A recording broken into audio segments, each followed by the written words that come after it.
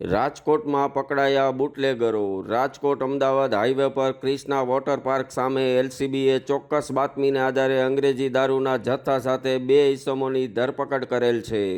આ આરોપીઓનો ગુનાહિત ઇતિહાસ ઘણો વધારે જણાઈ રહ્યાના અહેવાલ પણ પ્રાપ્ત થયેલ છે।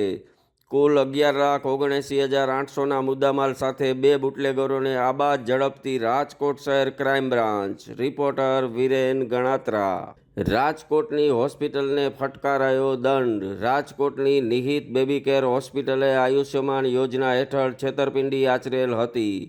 નાના બાળકની સર્જરીની આડમાં આ ડોક્ટરે છેતરપિંડી આચરેલ હતી, જેની તપાસ થતાં હોસ્પિટલને ₹6,54,54 લાખનો દંડ ફટકારવામાં આવતા ડોક્ટરી આલમમાં ફફડાટ ફેલાઈ જવા પામ્યો છે। રિપોર્ટર ઉમંગ કોટાક।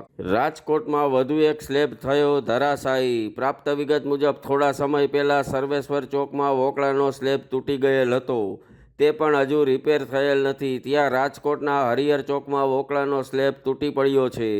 ત્યાંના રહીશો દ્વારા તંત્રને અનેકવાર રજૂઆત કરવા છતાં તંત્ર જાણે કંઈ કામ કરવા જ માગતું ન હોય તેવા વર્તન કર્યા હતા, જેના અનુસંધાને આ સ્લેબ અંતે તૂટી પડ્યો હતો।